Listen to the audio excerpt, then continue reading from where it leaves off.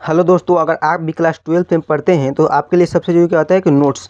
आखिर में हम नोट्स कैसे बनाएं? देखिए, हम बुक के पढ़ने के तो पढ़ लेते हैं, लेकिन बुक को पढ़ करके इसको नोट्स के रूप में कन्वर्ट करना कितना ही मुश्किल काम होता है, आप जानते ही हैं। इसलिए आपके लिए क्लास 12th ज्योग्राफी का चैप्टर 5वां, जिसका नाम है प्राथमिक क्रिया, इसका नोट्स बना दिया गया है। ठीक है, तो चलिए नोट्स देखते हैं कि आपको चैप्टर कौन पढ़ रहे हैं। प्राथमिक क्रिया चैप्टर। ठीक है, लिखना क्या है आपको? आर्थिक क्रियाएँ। अब आर्थिक क्रिया के बारे में दिया है इसमें, लेकिन देखिए वो ऐसे दिया होता है बुक में ना, जिसको पढ़ के आपको शॉर्ट फॉर्म में नोट बनाना होता है। क्योंकि आप इसको पढ़ करके अगर चाहेंगे पूरा का पूरा लिख लें तो 10 पन्ना बढ़ जाएगा, फिर भी आपका ख़त्म नहीं हुआ है। ठीक है, तो इसलिए शॉर्ट में बनाना नोट सीखिए। देखिए, आर्थिक क्रिया मानव के वे क्रियाकलाप जिसके द्वारा उसको आय की प्राप्ति होती है। मानव के वे क्रियाकलाप जिसके द्वारा उसको क्या होती है? आय की प्राप्ति होती है, उससे हम क्या कहते हैं? आर्थिक क्रियाकलाप कहते हैं। आर्थिक क्रिया को 4 भागों में बांटा गया है। आर्थिक क्रिया कितने भागों में बांटा गया है? 4 भागों में। कौन कौन? प्राथमिक क्रिया, द्वितीय क्रिया, तृतीय क्रिया और चतुर्थ क्रिया। देखिए, आर्थिक क्रिया किसे कहते हैं? तो मानव के वे क्रियाकलाप जिसके द्वारा उसको आय की प्राप्ति होती है, उसे हम कहते हैं आर्थिक क्रियाकलाप। और आर्थिक क्रिया को कितने भागों में बांटा गया है? 4 भागों में। कितने भागों में? 4। वो 4 कौन है?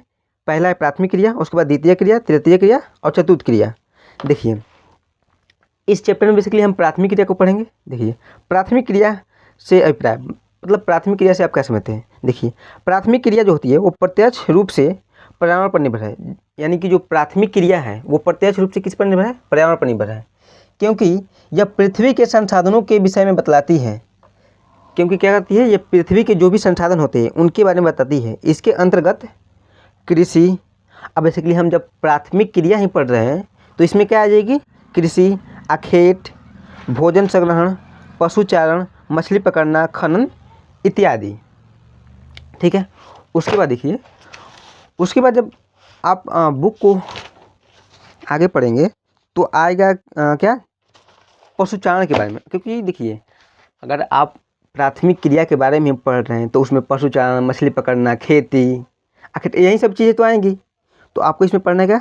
देखिए, चलवासी पशुचारण और वाणिज्य पशुधन पालन में अंतर पूछ लेता है। तो इसको आपको नोट बना दिया गया है, जो कि आप अच्छे से उतार लीजिएगा। ठीक है, देखिए, चलवासी पशुचारण किसे कहते हैं? यह एक प्राचीन जीवन निर्वाह पशुचारण है।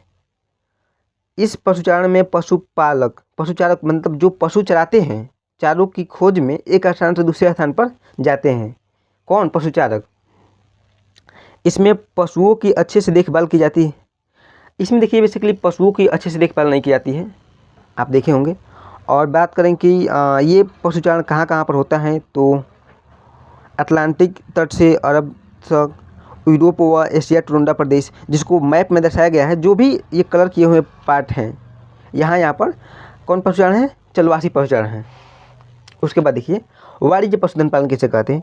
चलवासी पशुचारण की अपेक्षा वाणिज्य पशुधन पालन जो है वो अधिक पूंजी प्रधान है। क्योंकि इसमें बेसिकली पशुओं पर विशेष ध्यान दिया जाता है, उसको पाला जाता है। किस प्रकार? देखिए, इसमें एक ही प्रकार के पशु पाले जाते हैं, जैसे कि अब प्रमुख पशु हैं गाय, भेड़, बकरी।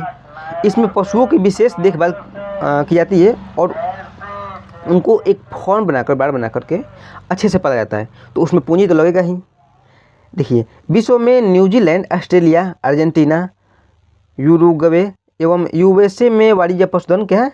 पालन है। उसके बाद देखिए, इसलिए देखिए, नोट्स में ये बुक में तो दिया है, लेकिन इसको देख करके इसके शॉर्ट फॉर्म में बना देना। जब बनाएंगे तभी आपको अच्छा नोट्स नंबर मिल पाएगा। क्योंकि देखिए, मैं भी कहीं पर जाकर ट्यूशन नहीं पढ़ा हूँ, और ना ही मैंने ऑनलाइन किसी का कोचिंग किया हूँ। ऑनलाइन नहीं पढ़ाई किया मैंने, और ना ही ऑफलाइन। फिर भी मेरा बात करें कि ज्योग्राफी में 88 नंबर है। अब 88 नंबर आया कैसे? क्योंकि मैंने सिर्फ बुक पढ़ के इसको नोट्स के रूप में बनाया। और वही चीज़ें बेसिकली देखिए, अगर आप पढ़ते हैं तो जानते ही होंगे कि जो क्वेश्चन आते हैं वो सिलेबस से ही आते हैं। अधिकतर क्वेश्चन वो एक आध कभी होता है कि सिलेबस से आउट ऑफ सिलेबस दे देता है। ठीक है, तो आपको सिलेबस पर फोकस करना है। उसके बाद देखिए, उसके बाद क्या है? रोपड़ फसल। अब इसमें भी दिया हुआ है रोपड़ फसल कैसा है, क्या है, लेकिन देखिए उसको नोट्स बना दिए हैं आपके लिए। रोपण कृषि की मुख्य विशेषता बतलाइए। कुछ रोपड़ फसल के नाम भी लिख लीजिए।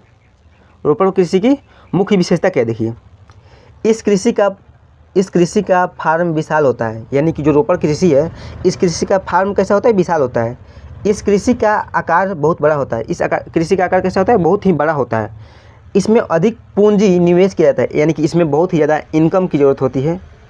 और देखिए, रोपण कृषि के कुछ नाम पूछ रहा है और यहाँ से 1 नंबर का क्वेश्चन भी पूछता है। ये नाम तो आपको याद रखना ही है, क्योंकि देखिए 2 नंबर का पूछेगा तो पूछेगा ही, यानी तो 1 नंबर तो पूछता ही है। ठीक है, देखिए रोपण फसल के चाय नाम क्या है? चाय, कॉफ़ी, रबड़, कोको, कपास, केला, गन्ना, केला, अनाज। चाय, कॉफ़ी, रबड़, कपास, गन्ना, केला, अनाज, ये सभी रोपण फसल के अंतर्गत आते हैं फसलें। उसके बाद देखिए डेयरी कृषि की चर्चा है आपके बुक में। ठीक है, डेयरी कृषि की विशेषता बताइए। ठीक है, विश्व के लिए छप्पर घास संचित करने के लिए पूंजी भी लगता है। देखिए, यह भी एक कृषि है। डेयरी कृषि क्या है? एक कृषि है जिसमें पशुओं को दूध निकालने के लिए पाला जाता है। किसमें? डेयरी कृषि में। इसमें पशुओं की विशेष देखभाल की जाती है और उनके स्वास्थ्य पर भी ध्यान दिया जाता है। ये कौन है? डेयरी कृषि है। उसके बाद देखिए नोट में लिखा हुआ है, खट्टे फलों की कृषि भूमध्य सागर कृषि से संबंधित है। खट्टे फलों की जो कृषि है वो किससे संबंधित है? भूमध्य सागर कृषि से संबंधित है। उसके बाद देखिए सहकारी कृषि और सामूहिक कृषि में अंतर पूछता है, तो आपको अंतर भी लिख लेना है। सहकारी कृषि और सामूहिक कृषि में अंतर। सहकारी कृषि, इस कृषि में किसान अपनी स्वेच्छा से, मतलब खुद की स्वेच्छा से, यानी कि अपने स्वेच्छा से अधिक लाभ कमाने के लिए सहकारी संस्था बनाकर कृषि करते हैं। इसको सबसे अधिक सफलता कहाँ मिली? डेनमार्क में जो सहकारी कृषि है इसको अधिक सफलता मिली। हर किसान इसका सदस्य है। मिली जहाँ हर किसान क्या है? इसका सदस्य है। किसका? सहकारी कृषि का। उसके बाद देखिए सामूहिक कृषि, इसमें उत्पादन के साधनों का स्वामित्व संपूर्ण समाज और सामूहिक श्रम पर आधारित होता है। इस कृषि की शुरुआत सोवियत संघ में हुई। सोवियत संघ आप समझते होंगे, सोवियत संघ वही सोवियत संघ जो कि 15 भागों में टूट गया, वही सोवियत संघ की बात हो रही है, जिसके बीच जिनके बीच युद्ध चला था, जो कि है अमेरिका और सोवियत संघ।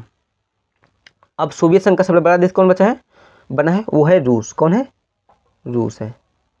ठीक, तो आप नोट्स को अच्छे से नोट कर लेंगे। ठीक है, और उसके बाद आप इसको 1 बार 2 बार रिवाइज मारते रहेंगे। ठीक है, और जो भी बेसिकली इस चैप्टर से क्वेश्चन पूछे जाएंगे उनको सभी इंक्लूड कर दिया गया इसमें।